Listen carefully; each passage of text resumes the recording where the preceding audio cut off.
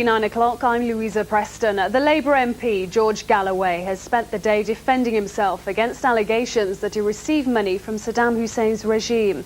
The Daily Telegraph says it found documents in Baghdad which show he's being paid up to £375,000. But the politician says it isn't true and is threatening to sue the newspaper. Either the Telegraph have been unwitting fools in this affair, or they are a part of the group of knaves who are basically involved in a carpet bombing of the reputations of those who stood against what is turning out to be a disastrous British policy. In Iraq, tens of thousands of Shiite Muslims have joined a mass pilgrimage for the first time in 30 years. The journey was banned under Saddam Hussein's regime and finishes at the shrines of two saints in the southern cities of Najaf and Kabul. Up to 2 million people are expected to visit the two holy sites. The deadly SARS virus is continuing to spread tonight. China and Hong Kong both announced 10 more deaths from the flu-like illness today. Air travel is being badly hit, and many are warning that the consequences for Asia's economy could be dire. Scientists say the epidemic is spreading because people are simply being careless. We have seen time and time again in Singapore and in Toronto is the failure of intelligent people in the clinical forum to recognise what is a SARS case before it is too late and before cases have transmitted.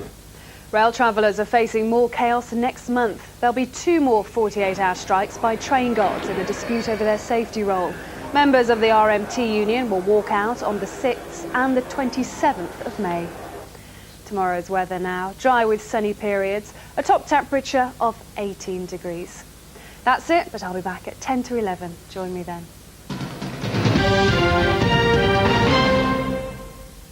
Involved in a carpet bombing of the reputations of those who stood against what is turning out to be a disastrous British policy. In Iraq, tens of thousands of Shiite Muslims have joined a pilgrimage banned for 30 years under Saddam's regime. Pilgrims are visiting shrines in the holy cities of Karbala and Najaf. Clerics say up to 2 million people will visit the holy cities. The death toll is rising from the SARS epidemic, and the number of new cases is also on the up.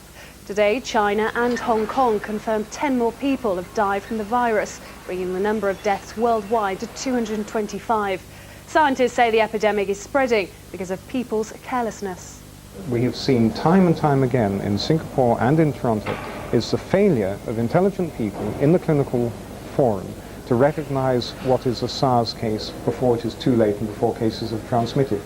10 years after the murder of Stephen Lawrence, the Metropolitan Police are still suffering from institutional racism, according to one senior officer. The teenager was stabbed to death by a gang of white youths in south-east London. A memorial service was held in his honour today. Commuters are facing yet more chaos on the nation's railways. Rail guards from 12 companies will stage 2 48-hour strikes in a long-running dispute over their safety role. Fishermen on the River Leven near Loch Lomond have some unwelcome competition. A grey seal called Salty, Andre or Houdini, thanks to his ability to avoid capture, is munching his way through the salmon stocks and has ignored attempts to lure him away from the river. Now local fishermen are threatening to shoot him if he can't be moved. Tomorrow's weather now, dry with sunny periods, temperatures between 13 and 18 degrees. That's it. I'll be back with more news in an hour.